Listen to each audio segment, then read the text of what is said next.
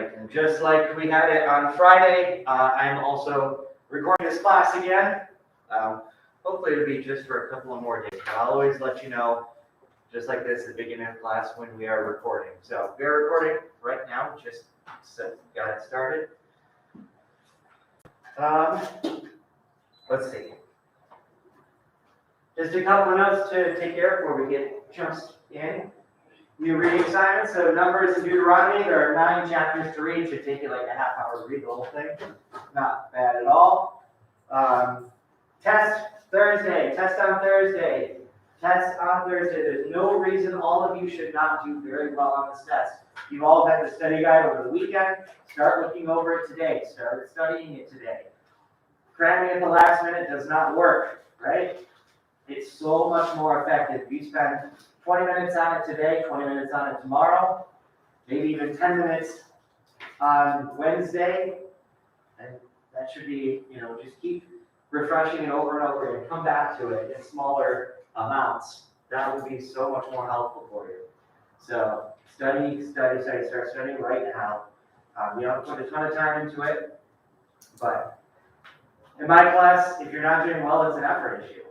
It really is. There's no, I'm offering you guys as much help as you need. Come see me between class. Come see me after school. I've got math usually right after school, but after that, I'm here if you want to. I'll even walk through your homework with you if you need help in that much help. I'm happy to help in any way I can. You got to reach out to me. You got to make that effort. So make sure that you're doing it. The only way to not do well is if you're not giving effort. So does that make sure also freshman retreat feedback form? Make sure you do that by tomorrow. That's a free 5 points. Free 5 points. Every single one of you should get this 5 points. Again, that's not an issue. Where's the form? I don't think I have the last code for it. Yeah, so if you don't have that, you need it. You need to go to Mr. Brennan and make sure you get it. So go to Mr. Brennan, ask for that code, and that's me. That's how you get in the Google Classroom for campus ministry. Yep. I did it on this Google Classroom, but then I just marked it as the first year. So I'll get he'll have a list of everyone who's done it. On Tuesday, I'll get the list from him and put the grades in appropriate time. Yep. Yeah, so make sure you kind of check that plus portal on Wednesday. If you did it and didn't get credit for it, let me know. I'm assuming the system will work the way I'm intending the system to work. So, but as always, check your grades, make sure that they line up with what I got. So I did it and turned it in, and then usually when you submit a Google form, and you go back into it, it says that you already responded. But I went back into it and it had another blank question. So I don't know if my assignment actually. I'm assuming that there's a setting that I remember I've seen in Google Forms before the setting users can only submit once. Mr. Brennan probably didn't select that. He could probably submit a whole bunch of them. That's my guess on that. But if you see that you don't have a grade or you have 0, send me a So speaking of that, I didn't know if I ever accidentally submitted 2. They say the same thing. Sure. There's just 2 of them. I don't think didn't submit. Yeah, I don't think that's a problem. Okay. That should be fine. That's just more work for Mr. Brennan. Ha ha ha. Yeah, that should be fine. Any other questions? So freshman retreat form on the Google Classroom for campus ministry for freshmen. You don't have code. Mr. Brennan will get that to you. Make sure you go to Mr. Brennan. Test on Thursday. And then that'll finish us up with the Pentateuch. We're almost done with the Pentateuch. Yay! A quarter in, we're 5 books in. Okay, we will speed things up, especially today, right? Yesterday, or I think last Friday, we finished the book of Leviticus, right? We got to the end of Leviticus. And now we are in Numbers. We had 2 days to do Numbers and Deuteronomy. Well, 3 days to do Numbers and Deuteronomy. So let's jump in. All right, let's start with Numbers chapter 1.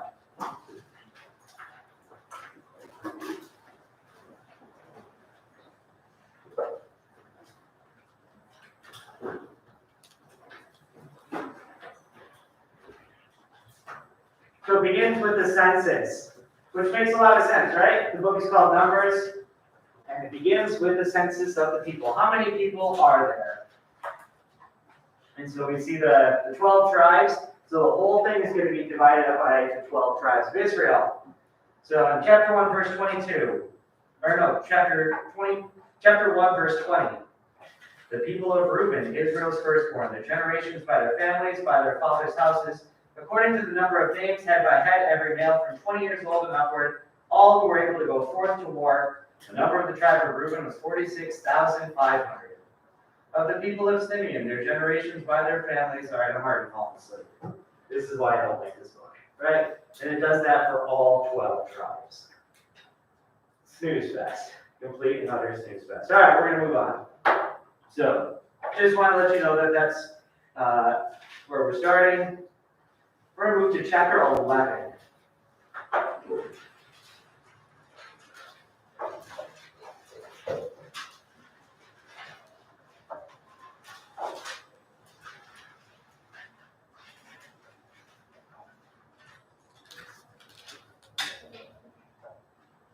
And the people complained in the hearing of the Lord about their misfortunes. Oh boy, here we go again. They're going to complain again in the desert. And when the Lord heard it, his anger was kindled, and the fire of the Lord burned among them, and consumed some outlying parts of the camp. Then the people cried to Moses, and Moses prayed to the Lord, and the fire abated. So the name of that place was called Taberah, because the fire of the Lord burned among them, which is Hebrew for burning.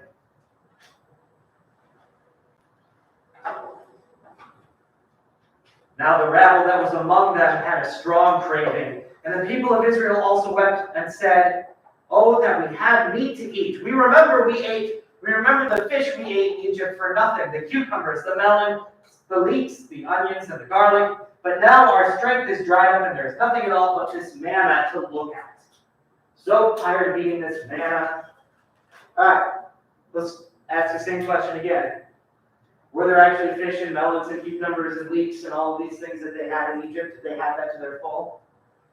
Right? Now they're continuing, they're misremembering, but it's going even further than it was before. The first time we had this, they said we had flesh pots and bread to our heart's desire, right? Well, that probably wasn't the case either. And now they're going even further. All these good, rich foods that we ate in Egypt, they didn't do that. In Egypt, they were slaves.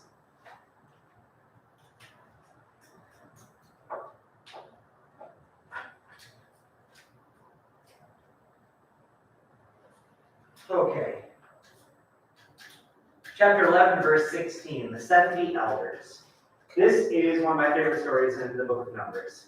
There's some good stories in here, but this one, well, I don't know if it's my favorite, because Balaam and the donkey is coming up too. This is one of my two favorite stories in the book of Numbers. The Lord said to Moses, "Gather for me 70 men of the elders of Israel, whom you know to be elders of the people and officers over them. Bring them to the tent of meeting, and let them take their stand here with you. And I will come down and talk with you there, and I will take some of the Spirit which is upon you and put it upon them, and they shall bear the burden of the people with you, that you may not bear it yourself alone." Basically what's happening is Moses cannot govern this people by himself. There's a lot of people here. As we saw in the census, we would have had I actually read it. There's a lot of people there. And Moses is really struggling to govern all of them alone. So God says, all right, take 70 men, 70 elders, those who are reputable, and I will put some of the Spirit I've given you onto them so that they can help you govern the people well. So this is what happens. Say to the people, "Consecrate yourselves tomorrow, and you shall eat meat, for you have wept in the hearing of the Lord, saying, who will give us this meat to eat? For it is well with us in Egypt. Therefore, the Lord will give you meat, and you shall eat. You shall not eat 1 day, or 2 days, or 5 days, or 10 days, or 20 days, but a whole month, until it comes out of your nostrils and becomes loathsome to you, because you have rejected the Lord who is among you, and you have wept before him." All right, yes. Okay, yeah. All right, so now what's the Lord saying? He's saying, all right, you guys complain to me. You want meat? I'll give it to you. I'll give it to you so much that you won't know what to do with it. It'll come out of your nostrils. That's a very visceral image, isn't it? It's really kind of gross. God is trying to remind his people, hey, don't complain, right? I'm giving you everything you need right now. And sure, you may be kind of tired of this manna. I'm still providing for you. It's not exactly what you want, but I'm bringing you to that place flowing with milk and honey, right? They're not there yet. They're in the desert. They're still being purified. God says, we're going to do this in my time and in my way.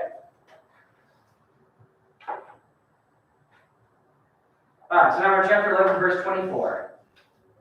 So Moses went out and told the people the words of the Lord, and he gathered 70 men of the elders of the people, placed them round about the tent. Then the Lord came down in a cloud and spoke to him, and took some of the Spirit that was upon him, and put it upon the 70 elders. And when the Spirit rested upon them, they prophesied. Here we go. There's that word, right? They prophesied. They became prophets. They became prophets.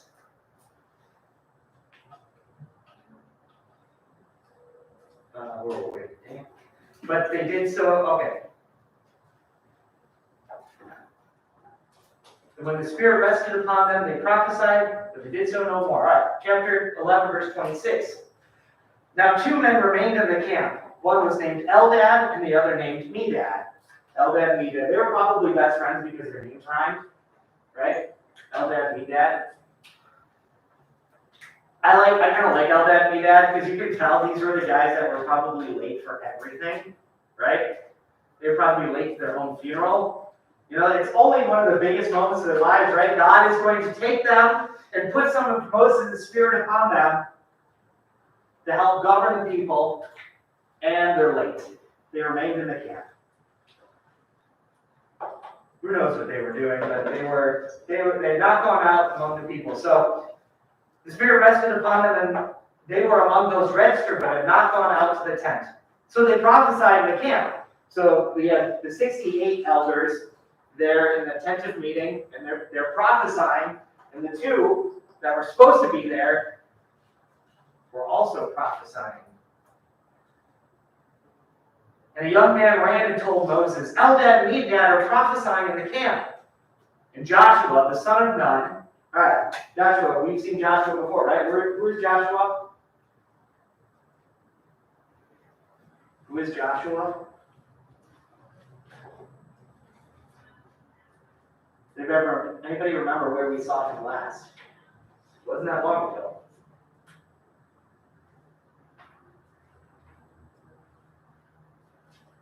Was it when it was up on the hill? And he came up there? Which hill? When, no, wait. Which one got the Ten Commandments? Mount Sinai. Yeah. Yes, that's exactly right. I figured you had it. Mount Sinai, yes, he went up the mountain with Moses on Mount Sinai. He is being prepared to be the next leader of the Israelites. So he's kind of an important dude, right? All right, where were we? All right, Joshua, son of Nun, the minister of Moses, one of his chosen men said, My Lord Moses, forbid them. Forbid them. Why? It wasn't, sorry, morning, draw. Joshua says, listen, this isn't happening the way it was supposed to happen, right? They're supposed to come to the tent of meeting, and there God was going to show, give them his Spirit, and then they would prophesy. These men didn't even show up. You should forbid them from prophesying. They didn't do it the right way. Uh-oh. Moses said to him, this is one of my favorite lines. This is why this story is one of my favorites. He says, Are you jealous for my sake? Would that all the Lord's people were prophets, that the Lord would have put his Spirit upon them. Moses and the elders of Israel returned to the camp. That sentence is so good. Right? Are you jealous for my sake? Are you jealous for my sake? Would that all the Lord's people be prophets. Moses is in that moment prophesying. That itself is a prophecy, right? Would that all the Lord's people were prophets and the Lord would put his Spirit upon them. Is it true that the Lord now puts his spirit upon all people? What sacrament do we celebrate the Spirit coming upon us? Is it baptism? Yes, baptism is the first one. What's the second one? Communion. Not communion, not the Eucharist. Confirmation. Confirmation. Yes. So in baptism, the Spirit is given to us, and then in confirmation, the full power of the Holy Spirit is unlocked in us. In baptism, we become priests, prophets, and kings. We participate in those ministries of Jesus, right? Prophecy, kingship, and the priesthood. Now, I exercise the priesthood in a fuller way than all of you do, but you all are all priests as well. Priests, prophets, and kings. And so Moses is thinking about this time in the future. Well, maybe he's not doing it explicitly, but he's prophesying about a time in the future where God would put his Spirit on all people through baptism and confirmation. He's thinking about the time we live in now. Would that the Lord put his Spirit upon all people? So I love that God could use that moment to let Moses prophesy that, yeah, this is something that isn't for everybody right now, but soon I'm going to give that Spirit to every single person. Which is cool, right? You have the same Spirit that Moses had, that all the prophets had, that King David had. You have something that's incredible. That's just awesome to think about. Love that. All right, chapter 13. All right, so now we're getting back into more of the historical narrative. The Lord said to Moses, "Send men to spy out the land of Canaan, which I give to the sons of Israel. From each tribe their father shall send you a man, every one a leader among them." All right, so they're getting ready to journey up to Canaan, which is the promised land. The land originally given to Abraham. Is the land empty? Is the land empty? No. There are other people living there right now. So, got to spy out the land, see who's there, and see what kind of military force they would have against you. What's there? So Moses sent them from the wilderness of Paran, according to the command of the Lord of the Lord, all of the men who were heads of the sons of Israel. These were their names: the tribe of Reuben. We're going to skip all that, right? Moses sent them to spy out the land of Canaan and said to them, "Go up to the Negev yonder and go up into the hill country and see what the land is, whether the people who dwell in it are strong or weak, whether they are few or many, whether the land that they dwell in is good or bad, whether the cities that they dwell in are camps or strongholds, whether the land is rich or poor, whether there is wood in it or not. Be of good courage and bring some of the fruit of the land." Now the time was the season of the first ripe grapes. All right, so they really know nothing about this land, right? God says, "Go here," but they don't know anything about it. Are there lots of people there? Are there cities fortified? Are there tall walls? Are they strong? Are they weak? Is there good food there or not? They don't know anything about it. So, we see them go, and now I'm in chapter 13, verse 25. At the end of the 40 days, they returned from spying out the land. And they came to Moses and Aaron and to all the congregation of the sons of Israel in the wilderness of Paran and Kadesh. And they brought back word to them, to all the congregation, and showed them the fruit of the land. And the fruit was abundant. My question is about like the old men that they got earlier to help with Moses keeping track of everybody. Did they just because they didn't show up, did they just not do that? You mean the 70 elders, Yeah. did they not do what? Like they selected the two, right? So that Moses' spirit would come upon them, right? Yes. To help him. And they didn't show up. So what did they do? Oh, okay, so there was 70 that were selected. And 68 showed up, but the 2 did not. Okay. So they're the kind of guys that were late for everything, right? There's a group, among your friends, there's probably somebody who's late for everything, right? Yes, we all know that person. Everybody starts looking around the room. And so I assume those 2 guys are kind of like that. So God's Spirit still came upon them, even though they weren't in the tent meeting with everybody else. So that's, yeah. So did they What if, do you think what if they have like dementia or something? They had dementia, so remember they were selected. So I imagine that they would not have been selected had they actually had dementia. But yes, they were selected for their ability to lead, their wisdom, things like that. So these were handpicked by the people, 70 elders.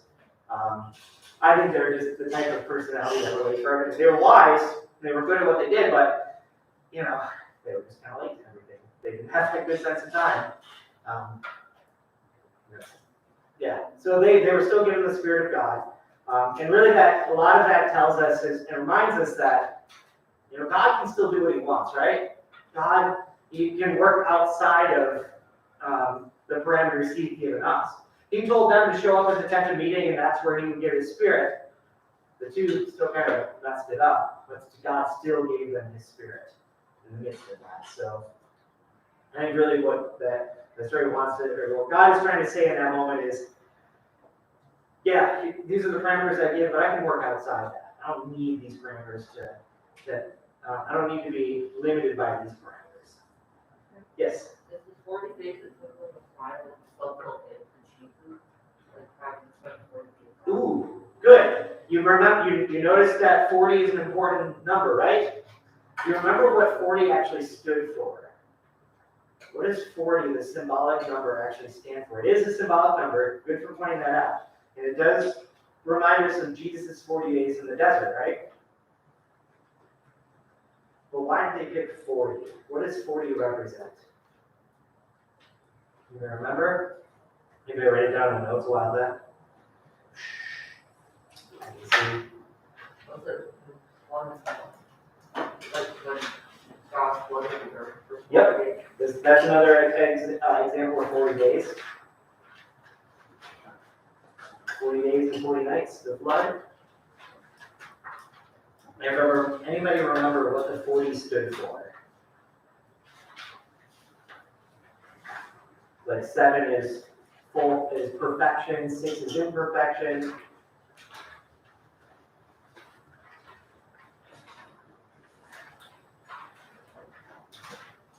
You guys remember? This would have been early on in our notes, I think. Probably when we talk about the 7-day creation, right? Why there were 7 days.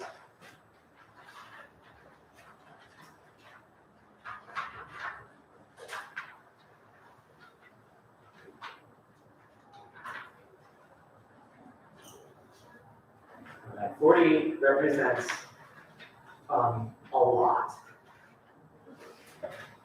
It just represents a lot, right? So it's meant to be like super strict on it was exactly 40 days. It's basically saying they were gone a long time and then they came back. So 40 represents a large amount. Yes. Yep. Okay, good.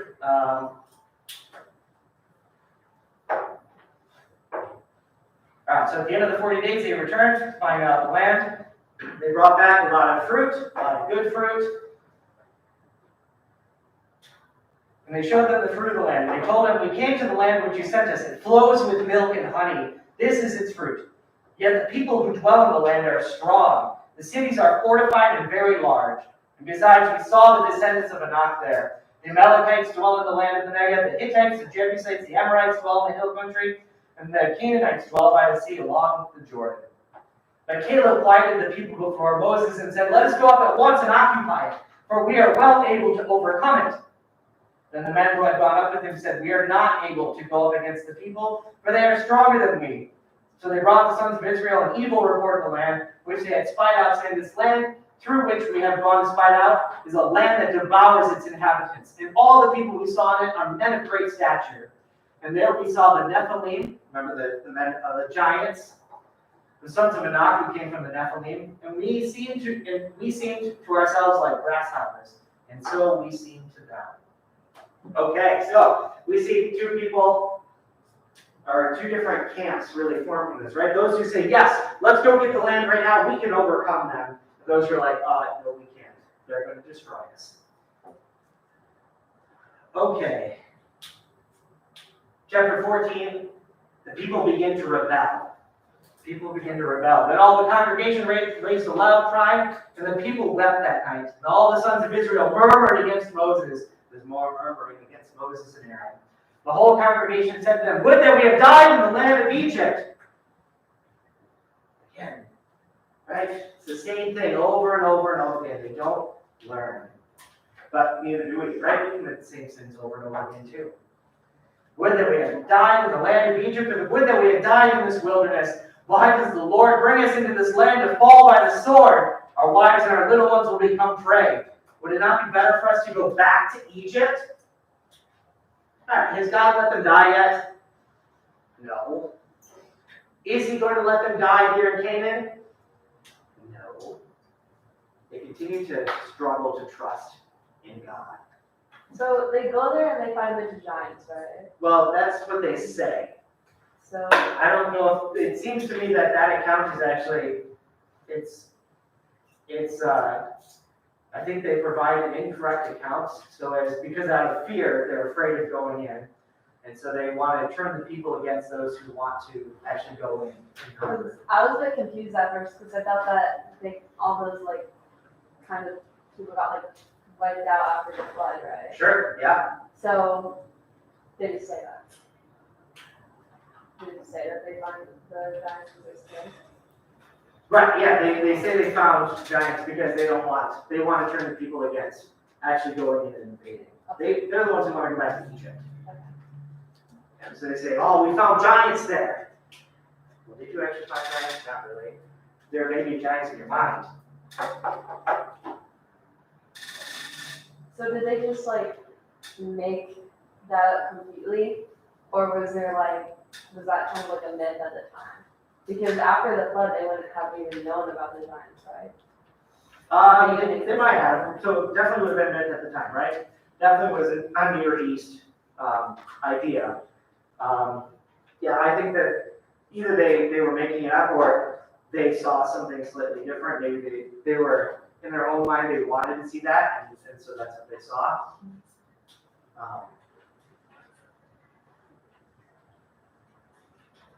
Yeah. I think mostly their prime goal was to turn people away from actually going in and invading that land.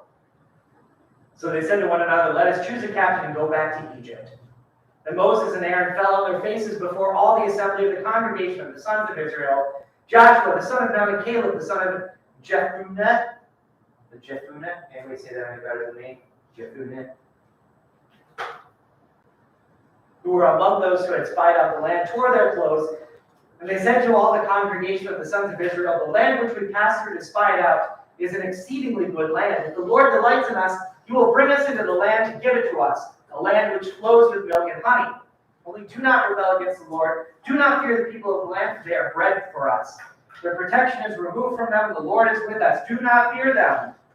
The congregation said to stone them with stones. So Moses and Aaron are like, "Hey, listen, if God wants to bring us in there, he's going to make it work. He's going to remove the protection from them, and he's going to let us conquer. Trust in the Lord." And clearly they decide not to do that.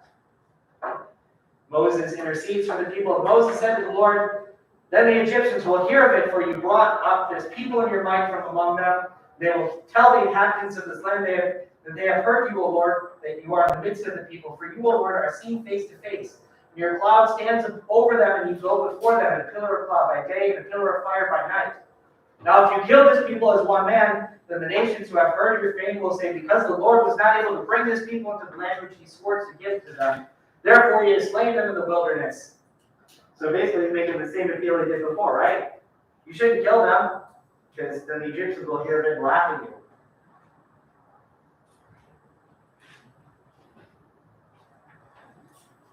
So God punishes them for their rebellion, their disobedience. The Lord said to Moses and Aaron, "How long shall this wicked congregation murmur against me?" We're in chapter 14, verse 27. "I have heard the murmurings of the sons of Israel, which they murmur against me. Say to them, as I live, says the Lord, what you have done in my hearing I will do to you. Your dead bodies shall fall in this wilderness, and of all your number from 20 years old and upward who have murmured against me, Not one of you shall come into the land which I swore that I would make you dwell. So basically, God was ready to bring them into the promised land immediately. But because of their rebellion, now they have to wander in the desert for 40 years. So this brings us into the period of the desert wanderings. He basically says anybody who's 20 years old and older, none of you will see the promised land.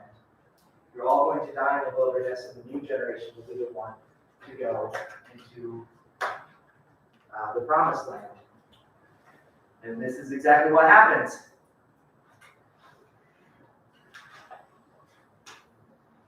We also see there is a contingent of people who decide after this to cross into the promised land against God's wishes. After this, they're like, all right, we're going to go anyway.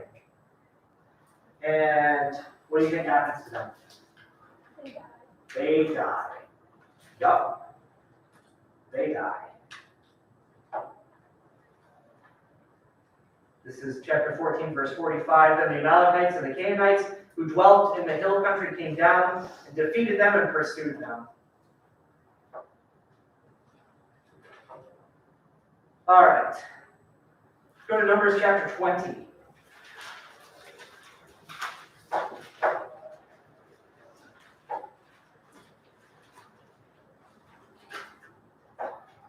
So we see lots of, so now they're really into this 40 years of desert wanderings now. And they complain again. The sons of Israel, the whole congregation, came into the wilderness of Zin in the first month, and the people stayed in Kadesh. And Miriam died there and was buried there. Who's Miriam? Not his wife. That's Zipporah. His sister. Now there was no water for the congregation, and they assembled themselves together against Moses and Aaron. And the people contended with Moses and said, would that we had died when our brethren died before the Lord. Why have you brought the assembly of the Lord into this wilderness that we should die here, both we and our cattle?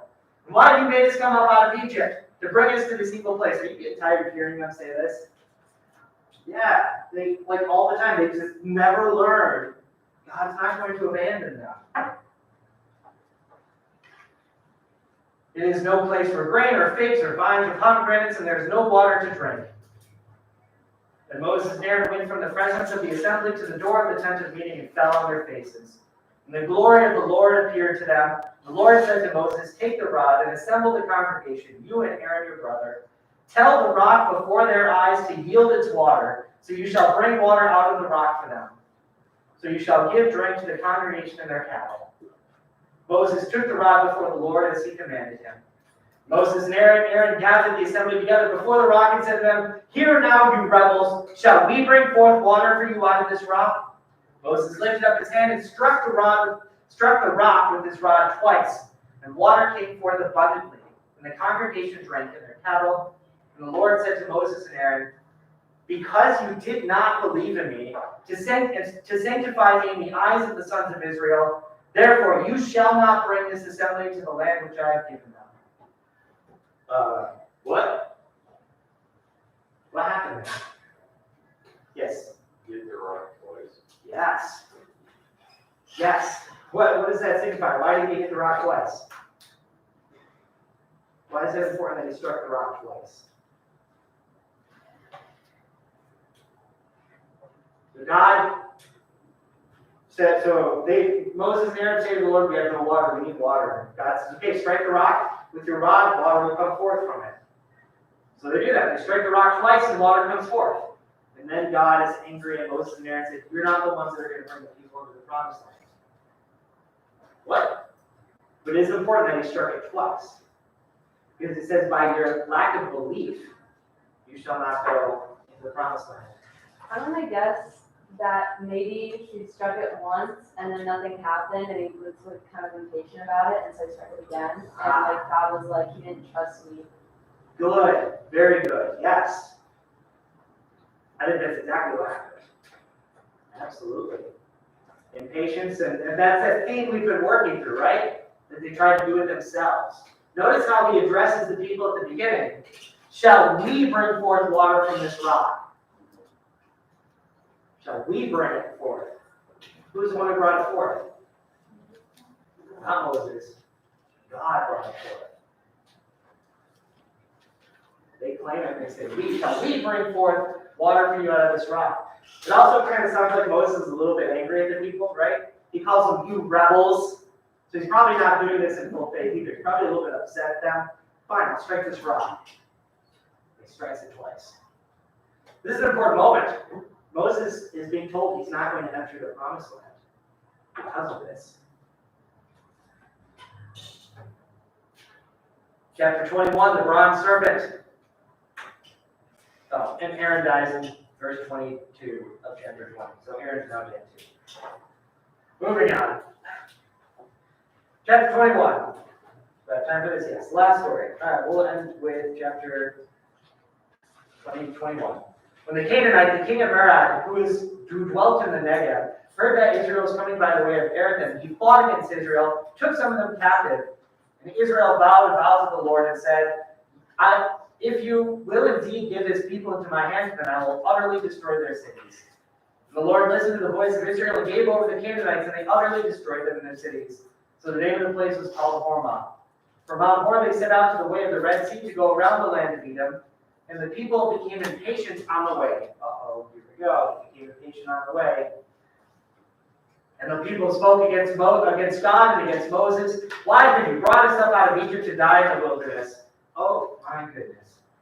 For there is no food, no water, we loathe this worthless food. What's the worthless food that they're loathing? The manna, the bread from heaven. Uh-oh, that's not good. Then the Lord sent fiery serpents among the people, and they bit the people, so that many of the sons of Israel died.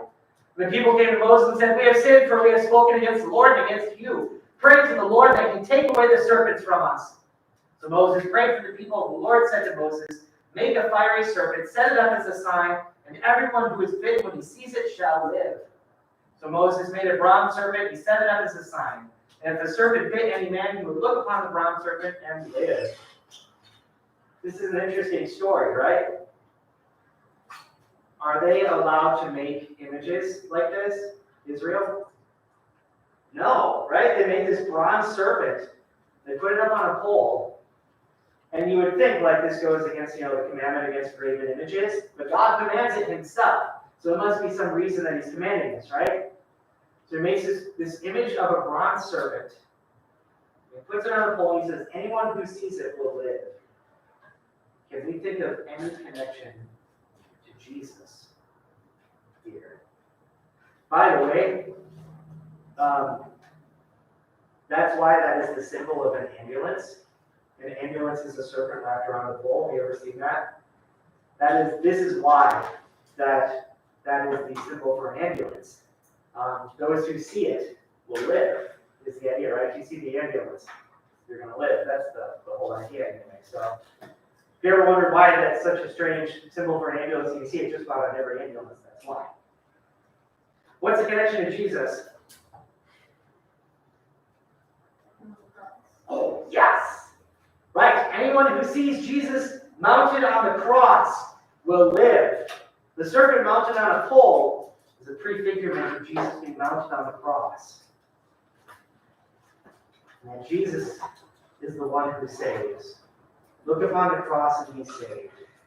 That's what God is trying to say here. Very good.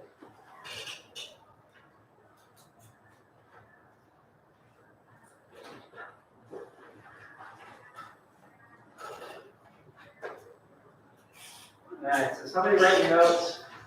Numbers 22.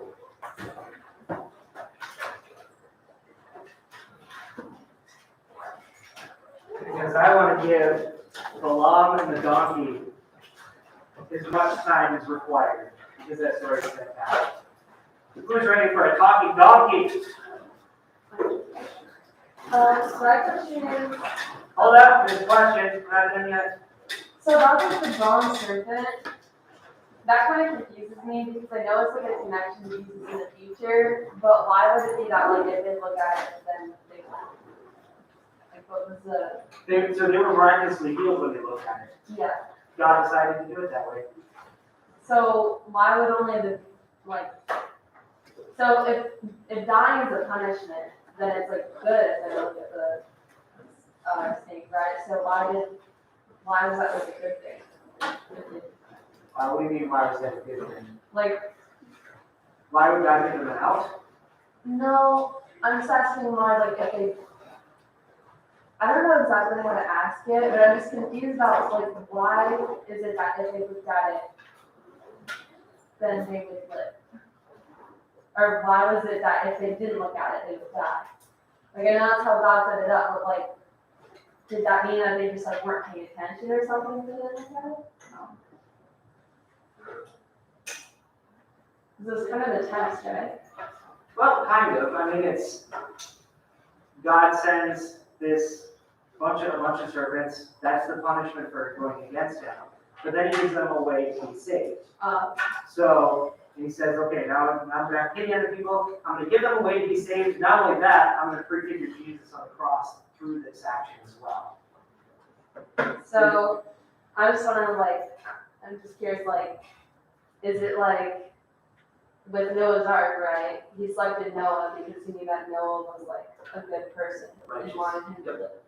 So like, are only the righteous people looking at the box of it, or the No, because all of them are unrighteous. Okay. Because they all complain against God. None of us are righteous, right? None of us deserve to live.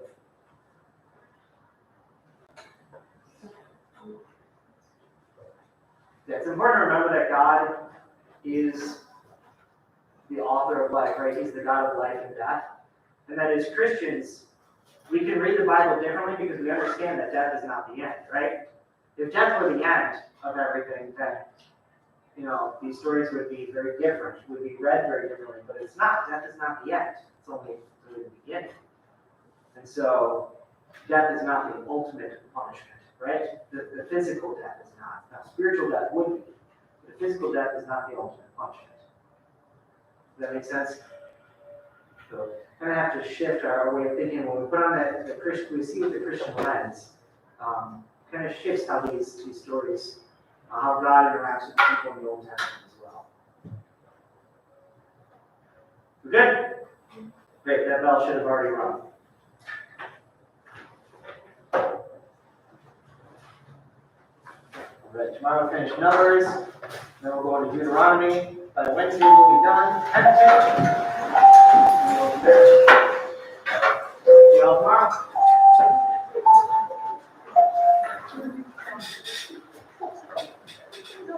Oh, who forgot their cookies? Oh, no. Anybody in Vincent's class next hour? No? Free cookies. They're probably like jalapeno cookies. They're planted to see if I would actually eat them or not. I actually just learned about the talking donkey like 2 days ago, and it's kind of weird. You know the game, the Activator? Which one? It's like the Activator, and it's Yeah. yeah. I So love they're that. like doing, I just like downloaded that app, and there was like the top 10 like search like donkeys or something, and so I just googled it. But one of them was the donkey, and I had to look up figure it out, and Isn't that a great story? Weird, yeah. It's a weird story. That's why I love it so much. It's so freaking weird. I love weird stories in the Bible. We didn't get to it today. We'll get to it tomorrow, hopefully. But one of my favorite stories in the book of Numbers. Talking donkey. Yeah. Right? I thought numbers were just like numbers. I mean, it is a lot of numbers, but there's a couple of good stories in it too. I mean, you're not wrong. It starts off with a full census, which is like a complete and utter snooze fest. Well, I guess I should have the screen share.